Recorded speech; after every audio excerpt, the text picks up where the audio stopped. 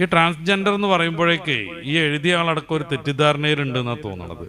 ഈ ഹുൻസ എന്ന പേരിൽ അറിയപ്പെടുന്ന നപുംസുകം, അതായത് ജന്മന ഈ ലൈംഗിക ഭാഗത്തൊരു വൈകൃതമുള്ള ടീം, അതല്ല ട്രാൻസ്ജെൻഡർ. ഞാൻ നേരത്തെ പറഞ്ഞ LGBT, ഈ ടി ആണ് ട്രാൻസ്ജെൻഡർ. അത് കഴിഞ്ഞിട്ട് QIA, ഈ I ഇന്റർസെക്സൽ, അതാണ് ഈ പറയുന്ന ഹുൻസ. അത് ഉസ്താദന്മാരുടെ എല്ലാവരും പ്രത്യേകം മനസ്സിലാക്കണം. ട്രാൻസ്ജെൻഡർ എന്ന് പറഞ്ഞാൽ ആണായി ജനിച്ച് ആണായി വളർന്ന് ഇടയ്ക്ക് വെച്ച് പെണ്ണാണെന്ന് തോന്നിയിട്ട് കൃത്രിമ മാർഗത്തിൽ ലൈംഗിക ഭാഗങ്ങളൊക്കെ മുറിച്ച് 12-13 സർജറി നടത്തണം. 40 ലക്ഷത്തിൽ ചില്ലാൻ രൂപ ചെലവ് വരും. ഒരു 2 വർഷം മുന്നേ ഹോർമോൺ ട്രീറ്റ്മെൻറ്റ് തുടങ്ങണം. പിന്നെ മരിക്കോളം ഹോർമോൺ ട്രീറ്റ്മെൻറ്റ് നടത്തിക്കൊണ്ടിരിക്കണം. അങ്ങനെ ആരോഗ്യമുള്ള ഒരു ചെറുപ്പക്കാരൻ ട്രാൻസ് വുമണായിട്ട് നിത്യരോഗിയായി മാറുന്നതാണ് ട്രാൻസ്ജെൻഡർ. അതേപ്രകാരം പെണ്ണുങ്ങൾ ആണുങ്ങളായി മാറും. ഒരിക്കലും 100% ഒരു പെണ്ണിന് ആണാവാനോ ഒരാണിന് പെണ്ണാവാനോ പറ്റൂല. കാരണം പിതാവിൻ്റെ Y ക്രോമോസോമും മാതാവിൻ്റെ X ക്രോമോസോമും ചേരുമ്പോഴാണ് ആൺകുട്ടി ജനിക്കുക. ഓരോ കോശവും ആണായിരിക്കും. നേരെ മറിച്ച് പിതാവിൻ്റെ Xും മാതാവിൻ്റെ Xും ചേരുമ്പോഴാണ് പെൺകുട്ടി ജനിക്കുക. ആ പെൺകുട്ടിയുടെ ഓരോ കോശവും പെണ്ണായിരിക്കും.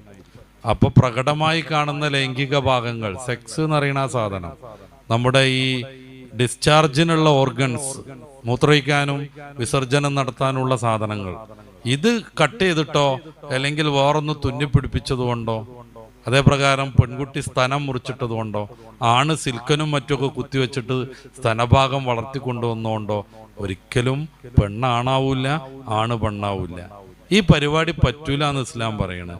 അത് ചെയ്ത് ജീവിച്ചൊരാള് തെറ്റ് ചെയ്ത് ജീവിക്കുന്നു. അയാൾ മരിച്ചാൽ സാധാരണ തെറ്റ് ചെയ്ത ആളുകൾക്കൊക്കെ ഉണ്ടാവുന്നത് പോലെ വിചാരണ ഉണ്ടാവും. ഞാൻ അത് കേട്ടെ. സാധാരണ തെറ്റ് ചെയ്ത് മരിച്ച ഒരാൾക്ക് ഉണ്ടാവുന്ന വിചാരണ അയാൾക്കും ഉണ്ടാവും. നേരെ മറിച്ച് നേരത്തെ പറഞ്ഞ ഹുൻസ, ജനിക്കുമ്പോൾ തന്നെ 2 ലിംഗം ഉണ്ടാവും, അല്ലെങ്കിൽ ലിംഗം ഉണ്ടാവില്ല. ആ ഭാഗത്ത് ഡിസ്ചാർജിനുള്ളൊരു ഒരു എന്താണ് പറയാ, ദ്വാരം മാത്രം ഉണ്ടാവും. ഇതാണ് ഹുൻസ എന്ന് പറയുന്ന സാധനം. അത് ട്രാൻസ്ജെൻഡർ അല്ല, ഹിജഡ എന്ന് പറയുന്ന സാധനമാണ്. അതിന് നമ്മുടെ ഇംഗ്ലീഷിൽ ഇന്റർസെക്സ് എന്നാണ് പറയാം. ഇത് സാധാരണ ഒന്നുകിൽ ആണാണ് അല്ലെങ്കിൽ പെണ്ണാണ്. അതെങ്ങനെ തീരുമാനിക്കുക? ഫിഖ്ഹിലൊക്കെ വ്യക്തമായ രീതിയിലുണ്ട്. 2 ലിംഗം ഉള്ളതിൽ ഏതാണ് കൂടുതൽ പ്രവർത്തനക്ഷമം, അതായിട്ടാണ് അവരെ പരിഗണിക്കുക. മറ്റേ ലിംഗം ശരീരത്തിന് കേടൊന്നും വരാത്ത വിധാണെങ്കിൽ അത് കട്ട് ചെയ്ത് ഒരു സർജനെ കൊണ്ട് കട്ട് ചെയ്ത് മാറ്റിയാൽ പൂർണ്ണമായ പുരുഷനോ പൂർണ്ണമായ സ്ത്രീയോ ആയി മാറും. അതെങ്ങനെ പ്രവർത്തനക്ഷമത തീരുമാനിക്കുക? അതിനും കുറേ മാർഗങ്ങളുണ്ട്. മൂത്രം ഒഴിക്കണത് ഏതിലൂടെയാണ് നോക്കണം. 2ലൂടെയും മൂത്രം വരുന്നുണ്ടെങ്കിൽ സ്റ്റാർട്ടിങ് ഏതിലൂടെ നോക്കണം. അപ്പൊ സ്റ്റാർട്ടിങ്ങിലൂടെ വരുന്നതായിരിക്കും അവരുടെ സെക്സ്. മറ്റേത് അപ്പുറത്ത് ഇപ്പോൾ ഒരു ഓട്ടുണ്ടായാൽ തന്നെ അതിലൂടെ കുറച്ച് മൂത്രം വരും പോലെ കൃത്രിമമായി വരുന്നതാണ്. അപ്പൊ ആ ഭാഗം അടക്കണം, മറ്റേത് ഉഷാറാവും. അപ്പോ 2ലും ഒരേപോലെ സ്റ്റാർട്ടിങ് എന്നുണ്ടെങ്കിൽ ഏതാണ് അവസാനം നിൽക്കുന്നത് നോക്കും. 2ലും നിൽക്കുന്നത് ഒരേ പ്രകാരമാണെന്നുണ്ടെങ്കിലാണ് ഹുൻസൽ മുഷ്കിൽ, സംശയാസ്പൃതമായ ഹുൻസ എന്ന പേരിൽ വരിക. അവരെ പിന്നെ അവരുടെ ഏകദേശം ലൈംഗിക പക്വതൊക്കെ വന്നിട്ട് അവർക്ക് ഏത് ലിംഗത്തോടാണോ ലൈംഗിക ചായ്വ് എന്നുള്ളത് നോക്കണം. അവർ ആൺകുട്ടിയോടൊക്കെയാണ് നല്ല ചായ്വെങ്കിൽ ഈ സാധനം പെണ്ണാന്ന് മനസ്സിലാവും. അല്ല, ഒരു പെൺകുട്ടിയെ കാണുമ്പോഴാണ് ഇങ്ങനത്തെ ഒരു ഹുൻസക്ക് ലൈംഗികമായ ഉത്തേജനം വരുന്നതെങ്കിൽ ആള് ആണാന്ന് മനസ്സിലാക്കപ്പെടും. ഒന്നുകിൽ ആണാണ് അല്ലെങ്കിൽ പെണ്ണാണ്. അവർക്ക് സാധാരണ നമ്മളൊക്കെ ജീവിക്കണ അതേ ജീവിതമാണ്. വളരെ അപൂർവമായിട്ട് മാത്രമാണ് അങ്ങനത്തെ ജന്മങ്ങൾ ഉണ്ടാകുക. അവരെ സർജറി നടത്താൻ ഇസ്ലാം അനുവദിക്കുകയും ചെയ്യും. അപ്പൊ എന്താ ട്രാൻസ്ജെൻഡറിനെ സർജറി നടത്താത്തത്? അവിടെ പ്രശ്നം മെന്റലി പ്രോബ്ലമാണ്, ഇവിടെ പ്രശ്നം ബയോളജിക്കൽ പ്രോബ്ലമാണ്. ബയോളജിക്കൽ പ്രശ്നം എന്ന് പറഞ്ഞാൽ അവർക്ക് ഫിസിക്കലി ഉള്ളൊരു പ്രശ്നമാണ്. ഇപ്പൊ കാലിൽ മുള്ളു കയറിയിട്ടുണ്ടെങ്കിൽ സർജറി നടത്തും. നേരെ മറിച്ച് മാനസിക രോഗം പിടിച്ച സർജറി നടത്തൂല, അതിന് വേറെ ട്രീറ്റ്മെന്റാണ്. അപ്പൊ ട്രാൻസ്ജെൻഡറിന് വെറും തോന്നലാണ് ഞാൻ ആണാണ് എന്നുള്ളത്. ഈ വറക്കപ്പുറത്തുള്ള ഒരു പെൺകുട്ടിക്ക് സിനിമ ഒക്കെ കണ്ടിട്ട് തോന്നുകയാണ് ഞാൻ ആണാണ്. പിന്നെ അവര് അതിനുള്ള പരിപാടിയായിട്ട് മുന്നോട്ട് പോകുമ്പോൾ മോളെ നീ ആണല്ല നീ പെണ്ണാന്ന് ബോധ്യപ്പെടുത്തുകയാണ് വേണ്ടത്. അതിന് ചിലപ്പോൾ സൈക്കോളജി നല്ല സൈക്കാട്രിസ്റ്റിനെ കാണിക്കേണ്ടി വരും, ചിലപ്പോൾ മെഡിസിൻ യൂസ് ചെയ്യേണ്ടി വരും. അല്ല, എൻ്റെ ഇഷ്ടത്തിന് നടന്നോ ഈ ഞാനായിക്കോന്ന് പറഞ്ഞാൽ കുറച്ച് കഴിഞ്ഞിട്ട് അവൾക്ക് പിന്നെയും പെണ്ണാൻ വിചാരിച്ചാൽ എന്താ ചെയ്യാം? ഇത് മനസ്സിന്റെ തോന്നലല്ലേ? ഒരാണിന് പെണ്ണാകാൻ തോന്നി, അവന്റെ വൃഷ്ണവും അവന്റെ ലിംഗമൊക്കെ ഛേദിച്ച് കളഞ്ഞ് സിലിക്കണൊക്കെ കുത്തിവെച്ച് അവിടുത്തെ സ്ഥനമൊക്കെ വർദ്ധിപ്പിച്ചു, നിതമ്പൊക്കെ വലുതാക്കി, താടിമീശൊക്കെ ഹോർമോൺ കുത്തി കളഞ്ഞ് കുറച്ച് കഴിഞ്ഞപ്പോൾ അയാൾക്ക് ഇനി ആണാവണം തോന്നിയാൽ എന്ത് ചെയ്യാൻ പറ്റും? ഒന്നും ചെയ്യാൻ പറ്റൂല. ആണ്, പെണ്ണ്, ട്രാൻസ്ജെൻഡർ ഇങ്ങനെ 3 ലിംഗൊന്നുമല്ല ഇപ്പൊ ഈ ടീം പറയണത്. 60 120 ലിംഗം ഉണ്ട് എന്നാണ്. അങ്ങനെയാണ് കുറെ ആളുകൾക്ക് നായാവാൻ തോന്നുന്നത്. 12 ലക്ഷം ചെലവഴിച്ചാണ് ജപ്പാനിലെ ഒരു ചെങ്ങായിയുടെ നായായത്. 1 കൊല്ലം ചാടിച്ചാടി നടന്നു. ഇപ്പോൾ പിന്നെയും മനുഷ്യനാവണം അത്ര. ഇനി എന്ത് ചെയ്യാൻ പറ്റും? ഓസ്ട്രേലിയയിലൊരു ചങ്ങാതി അന്യഗ്രഹ ജീവിയായി. നാക്ക് ഇങ്ങനെ ഛേദിച്ച് 2ആക്കി, ചെവി കൂർപ്പിച്ച് ലുട്ടാപ്പിന്റെ പോലെ ആക്കി, ഈ തലയിൽ 2 കൊമ്പ് സർജറി നടത്തി ഫിറ്റ് ചെയ്യിപ്പിച്ചു, ശരീരമാസകലം ചെതുമ്പൽ വെച്ച് പിടിപ്പിച്ചു, വാല് സർജറി ചെയ്ത് വെച്ചു, പിന്നെ ഒക്കെ ടാറ്റു കുത്തി, പലയിടത്തും ഈ തുളച്ചിട്ട് കടുക്കനിട്ടു. സമ്മേളനം നടത്തി, പത്രസമ്മേളനം നടത്തി പറയും, എന്നെ ആരും ജോലിക്ക് വിളിക്കണില്ല, എനിക്ക് ഭ്രാന്താന്ന് അവർ പറയണത്. ഞങ്ങളെ മലപ്പുറം ഭാഷയിൽ ഭ്രാന്ത് എന്നല്ല പറയണ്ട, മൂച്ചിപ്പിരാന്ത് എന്ന് പറയണം. ഈ ചങ്ങാതിക്ക് ഇനി എങ്ങനെയാണ് നാക്ക് ശരിയാക്കാൻ പറ്റുക? അപ്പോ തോന്നലിനനുസരിച്ച് ശരീരം കണ്ടിക്കരുത് എന്ന് ഇസ്ലാം പറയും. നേരെ മറിച്ച് ഈ ചോദ്യത്തിലുള്ള ഹുൻസയ്ക്കോ, അവർക്ക് ശരീരത്തിനാണ് പ്രശ്നം.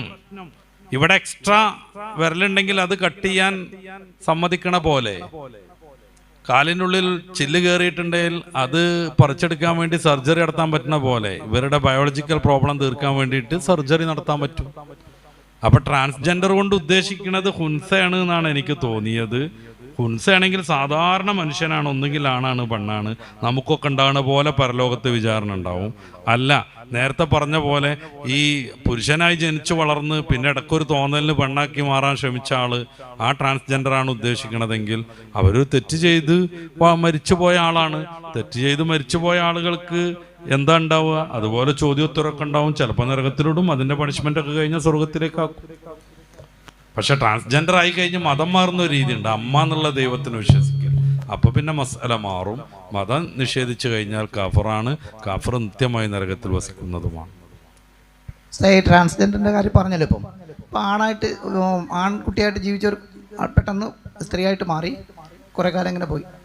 ആ പെണ്ണ് മരണപ്പെട്ടാൽ, ആ ട്രാൻസ്ജെൻഡർ മരണപ്പെട്ടാൽ അതിനെ മയ്യത്ത് കുളിപ്പിക്കുന്നത് ഏത് മസലയിലാണ്?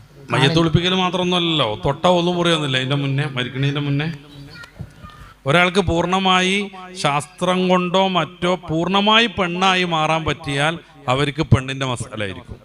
പൂർണ്ണമായി പെണ്ണായി മാറാൻ പറ്റിയില്ലെങ്കിലോ ആണിന്റെ മസലയായിരിക്കും. നിലവിൽ പൂർണ്ണമായി പെണ്ണായി മാറാൻ ഒരു വകുപ്പുമില്ല.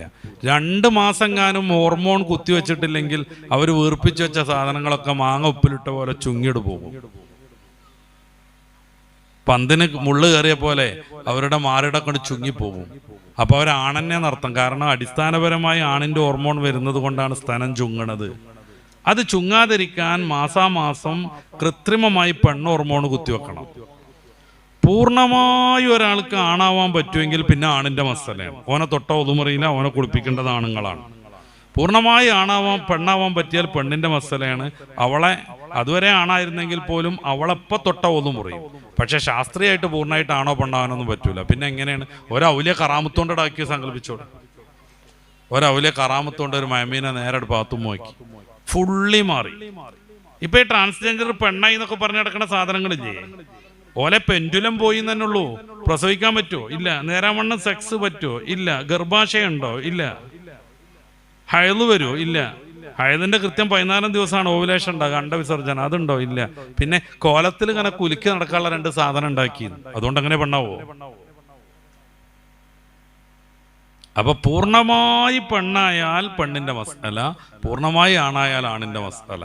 അതിനി എന്നങ്ങോ കുറെ കഴിഞ്ഞിട്ട് ശാസ്ത്രത്തിന് പറ്റുകയാണെങ്കിലും അപ്പൊ ഈ മസല വരും. ഈ നിലവിൽ അങ്ങനെ ഒരു സംവിധാനമല്ല. ഒരു 10-500 കൊല്ലം കൊണ്ട് അങ്ങനെ ആവൂല. പിന്നെന്തിനാ ഈ മസല? ഇപ്പൊ ഒരു പെണ്ണ് കല്ലായി, ഭർത്താവ് കല്ലായി. ഇപ്പൊ ഒരു ദമ്പതികൾ, ഒരു ഫാത്തിമ മുഹമ്മദ് ദമ്പതിയിലെ ഭർത്താവ് ആവുന്ന മുഹമ്മദ് നേരാമണ്ണം ശിലയായി അങ്ങോട്ട് മാറി. ആ പെണ്ണ് ബായിനായ തലാക്കായി. പിന്നെ അവൾക്ക് വേറെ ആളെ കെട്ട. ഈ മസലയാണ് ഇവിടെയും വരിക. 100% ഒരാൾ പെണ്ണായി, എന്നാ പിന്നെ പെണ്ണിനെ തൊട്ടാൽ പോലെ ഒന്നും മുറിയും. അവളെ കഴുകേണ്ടതും കുളിപ്പിക്കേണ്ടതും ഒക്കെ പെണ്ണ് തന്നെയാണ്. അതല്ലാത്ത കാലത്തോളം അത് ആണ് തന്നെയാണ്. പിന്നെ സൂക്ഷ്മത പാലിക്കേണ്ടി വരും. പെണ്ണിനെ പോലെ ഹോർമോണൊക്കെ കുത്തിവെച്ചത് കൊണ്ട് പെണ്ണിന്റെ ശരീരം പോലെ കുറെ ഭാഗത്തൊക്കെ തോന്നുന്നത് കൊണ്ടും എന്ത് ചെയ്യേണ്ടി വരും? നല്ല സൂക്ഷ്മമായിട്ട് തന്നെ കൈകാര്യം ചെയ്യേണ്ടി വരും.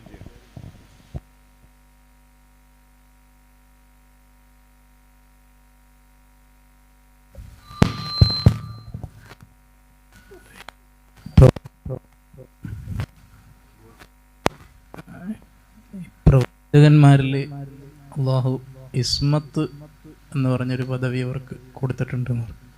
പ്രവാചകന്മാർക്ക് അള്ളാഹു ഇസ്മത്ത് എന്നുള്ള പദവി കൊച്ചിലെ തന്നെ അവരിൽ തെറ്റുകളൊന്നും സംഭവിക്കാത്ത രൂപത്തിൽ അള്ളാഹു അവരെ സംരക്ഷിച്ച് പോരുന്നു എന്ന് പറയും.